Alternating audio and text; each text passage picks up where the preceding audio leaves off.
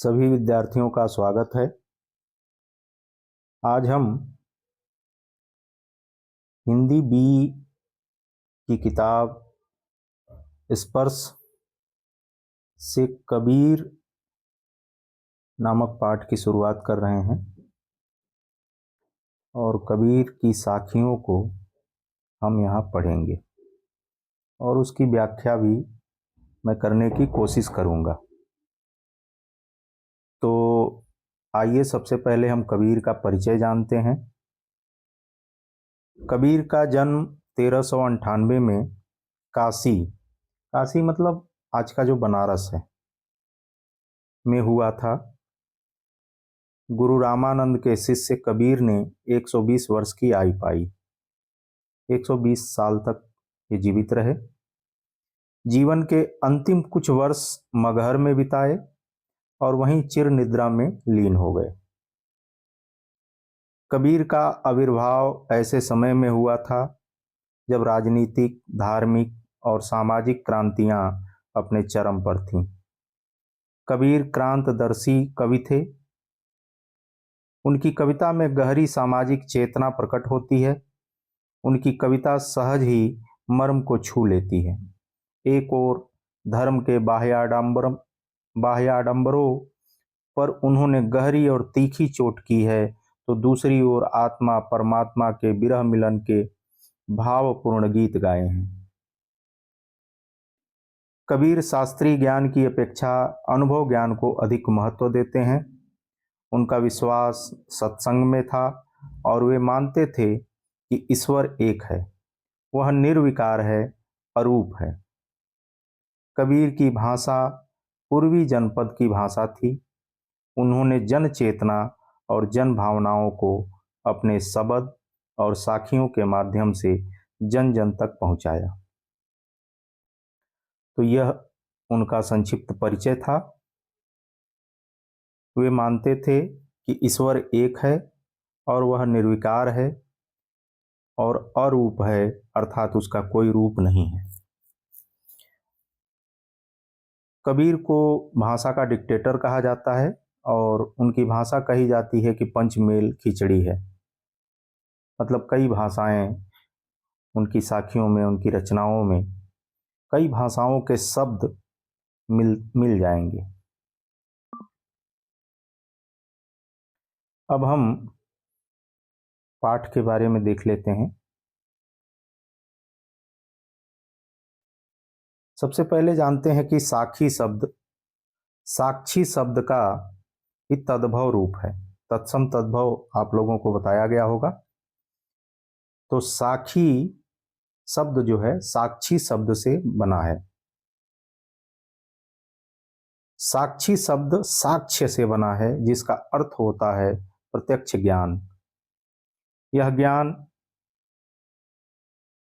यह प्रत्यक्ष ज्ञान गुरु शिष्य को प्रदान करता है। संत संप्रदाय में अनुभव ज्ञान की ही महत्ता है, शास्त्रीय ज्ञान की नहीं। कबीर का अनुभव क्षेत्र विस्तृत था। कबीर जगह जगह भ्रमण कर प्रत्यक्ष ज्ञान प्राप्त करते थे। अतः उनके द्वारा रचित साखियों में अवधी, राजस्थानी, भोजपुरी और पंजाबी भाषाओं के शब्दों का प्रभाव स्पष्ट दिखाई पड़ता है। इसी कारण उनकी भाषा को पंचमेल खिचड़ी कहा जाता है। कबीर की भाषा को सधुक्कड़ी भी कहा जाता है। साखी वस्तुतः दोहा छंद ही है, जिसका लक्षण है 13 और 11 के विश्राम से 24 मात्रा। प्रस्तुत पाठ की साखियां प्रमाण हैं कि सत्य की साक्षी देता हुआ ही गुरु शिष्य को जीवन के तत्व ज्ञान की शिक्षा देता है। यह शिक्षा जितनी प्रभावपूर्ण होती है, उतनी ही याद रह जाने योग्य भी। तो आइए हम देखते हैं इनकी कुछ साखियां और इसकी व्याख्या भी देखेंगे। ऐसी वाणी बोलिए मन का आपा खोई, अपना तन शीतल करे औरन को सुख होई। तो यहाँ पे हम देखेंगे कि वाणी शब्द का मतलब होता है बोली, जो हम बोलते हैं। आपा का मतलब होता है अहंकार, तन का मतलब होता है शरीर, शीतल का मतलब होता है ठंडा करना या शांत करना, औरन का अर्थ होता है दूसरों को। तो इस दोहे में कवि कहते हैं कि मनुष्य को ऐसी वाणी बोलनी चाहिए जो मन के अहम को दूर करे, मन के घमंड को दूर करे, अर्थात जो जब भी किसी से हम बात करें अहंकार रहित मधुर बोली, मीठा बोली बोलें। ऐसी वाणी बोलिए मन का आपा खोई, मतलब ऐसी भाषा, ऐसी बोली बोलनी चाहिए जिसमें कहीं से भी घमंड का, अहंकार का भाव न झलकता हो। अपना तन शीतल करे औरन को सुख होई। मधुर वाणी बोलने से जो बोल रहा है उसको तो शांति मिलती ही है, जो दूसरे सुनते हैं उनको भी शीतलता और सुख प्रदान हो करती है। तो इसमें यही बात है कि मधुर बोली बोलने वाले और सुनने वाले सभी प्रसन्न होते हैं। ऐसी हमारी जुबान होनी चाहिए, हमारी बोली होनी चाहिए। दूसरा देखते हैं, कस्तूरी कुंडली बसै मृग ढूंढे वन माहि, ऐसे घटी घटी राम हैं दुनिया देखे नाय। तो कुंडली का मतलब होता है नाभि, मृग मतलब होता है हिरन, ढूंढे मतलब खोज करना, वन मतलब जंगल, घटी घटी मतलब घर घर, अर्थात हृदय में, हर हर प्रति व्यक्ति के हृदय में। मैं मतलब अहम, अहंकार। आप देखिएगा, हाँ, मैं और हम में बड़ा अंतर है। मैं मतलब हमेशा मैंने ये किया, मैंने वो किया, और जो हम शब्द होता है उसमें सामूहिकता होती है, हम सब ने मिलके ये काम किया, इस तरह की भावना। तो मैं का मतलब यहाँ पे अहंकार, अभिमान। हरि मतलब भगवान, अंधियारा मतलब अज्ञान, मिटि मतलब समाप्त हो गया, दीपक मतलब प्रकाश। तो कवि इसमें कहते हैं,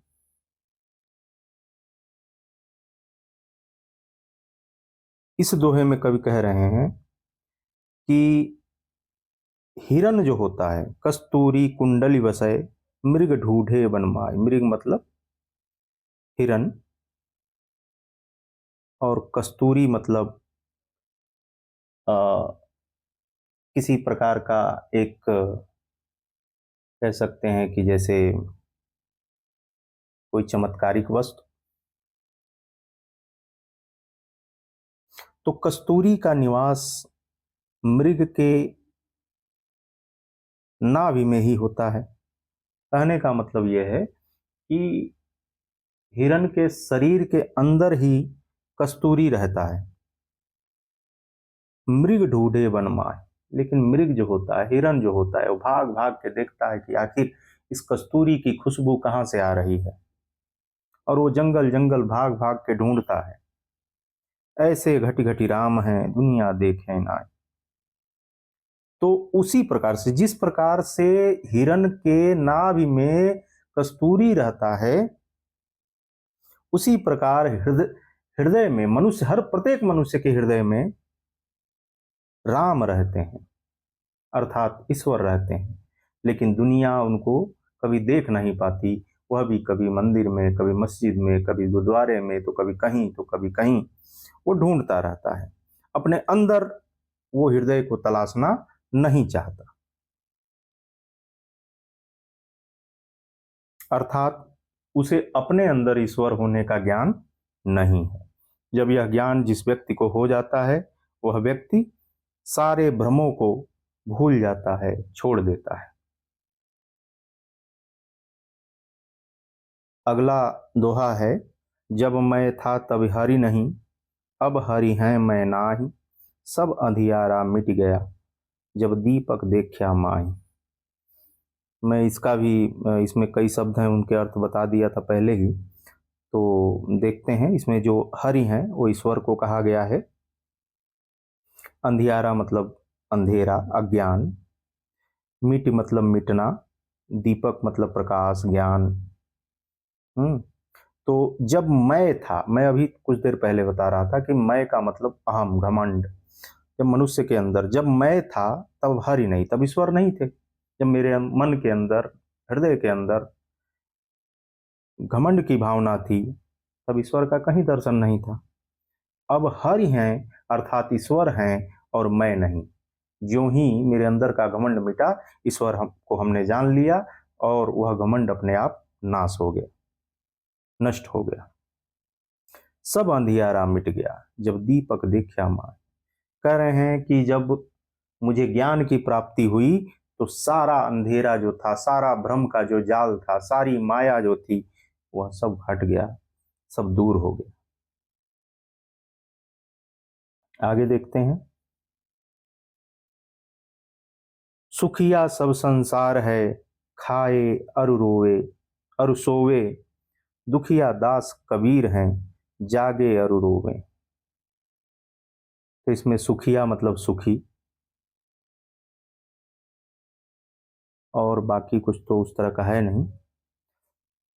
तो कवि कहते हैं कि सारा संसार बहुत सुखी है, खाता है और सो जाता है, लेकिन दास कबीर अत्यंत दुखी हैं। दुखिया दास कबीर हैं जो जागते हैं और रोते रहते हैं। क्यों जागते हैं? तो वो प्रभु के विरह में, ईश्वर के विरह में, उनसे मिलने की विरह में न तो उनको दिन को चैन मिलता है और न ही रात को। अर्थात वह उस ईश्वर की खोज में है कि हमारा ईश्वर हमको कब मिलेगा। तो यहाँ पे जब हम ईश्वर की बात करते हैं तो इनका मतलब ज्ञान से होता है।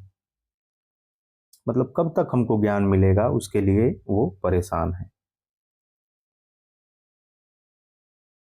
बिरह भुवंगम तन वसै, मंत्र न लागै कोई।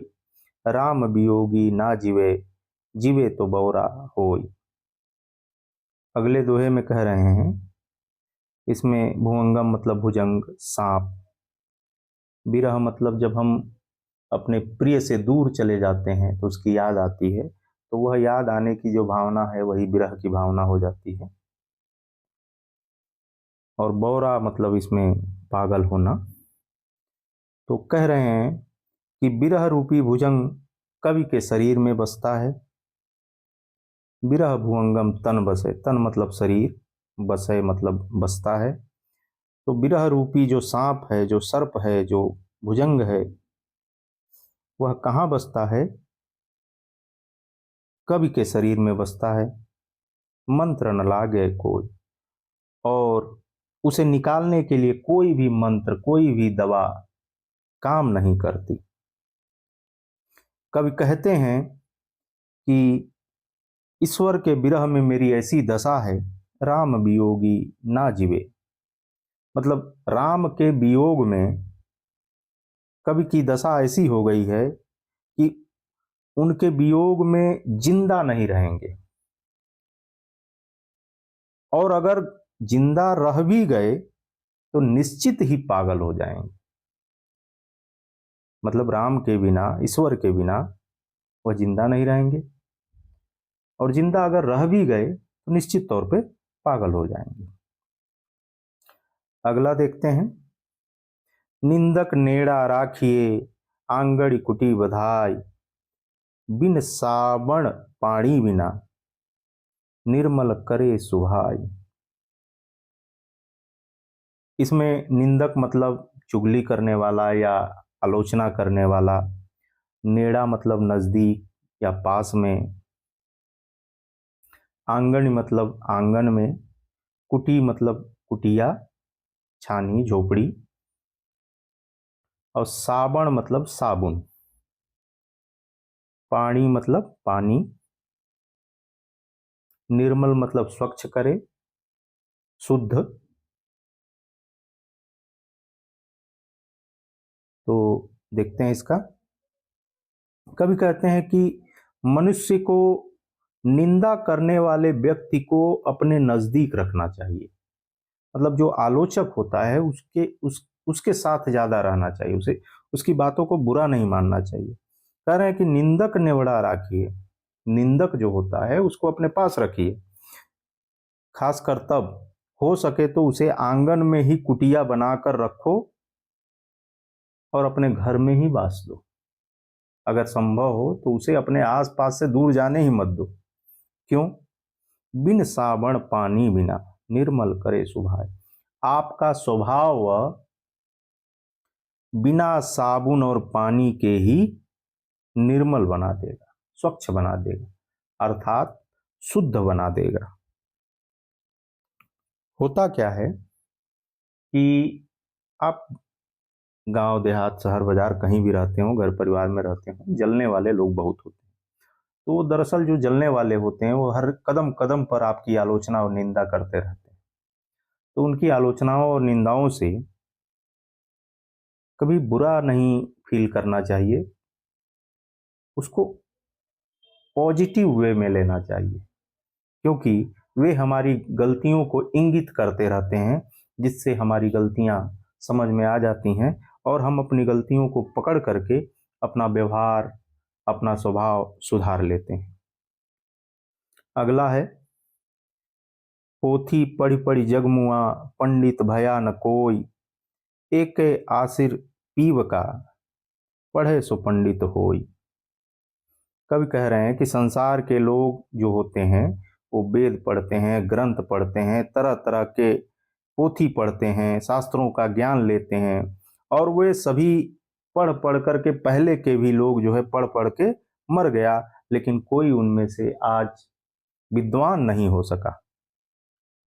लेकिन कबीर कह रहे हैं कि जो प्रभु का प्रिय होता है, जो एक अक्षर पढ़ता है, वह विद्वान बन जाता है। यहाँ पे जो ईश्वर के प्रति लगाव की भावना है, उनके प्रति जो प्रेम की भावना है, उसको बताने का प्रयास किए हैं कि वेद शास्त्र के अध्ययन से ज्ञान की प्राप्ति नहीं होती।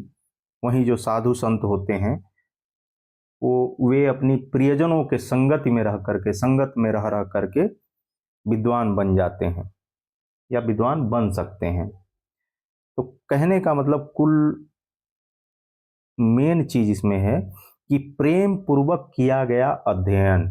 अब यहाँ पे ये नहीं कह रहे हैं कि पोथी मत पढ़िए, पोथी दिखावे के लिए पढ़ना, ज्ञान बघाड़ने के लिए पढ़ना अलग चीज, लेकिन ज्ञान के लिए स्वतः प्रेम पूर्वक उसमें स्वेच्छा से, हृदय से किसी चीज को अंगीकृत करके पढ़ना व्यक्ति को आत्मसात हो जाता है, याद हो जाता है, उससे वह विद्वान हो सकता है।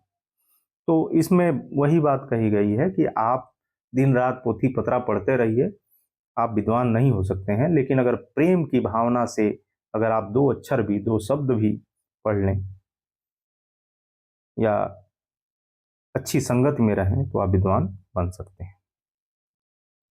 अंतिम दोहा है, हम घर जाल्या आपना, लिया मुराड़ा हाथ, अब घर जालो तास का, जे चले हमारे साथ। इसमें कबीर का फक्कड़पन दिखाई देता है। जाल्या मतलब जलाया, आपना मतलब अपना, मुराड़ा मतलब जलती हुई लकड़ी, हाथ मतलब हाथ में, साथ मतलब साथ में।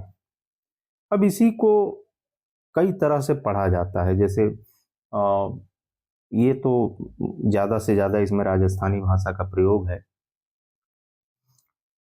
लेकिन हम लोग भी इसको पढ़ते हैं तो कबीरा खड़ा बाजार में, लिए लुकाठा हाथ, अपने अपने तरीके से वही परिवर्तित हो गया है, जो घर फूके आपने चलो हमारे साथ।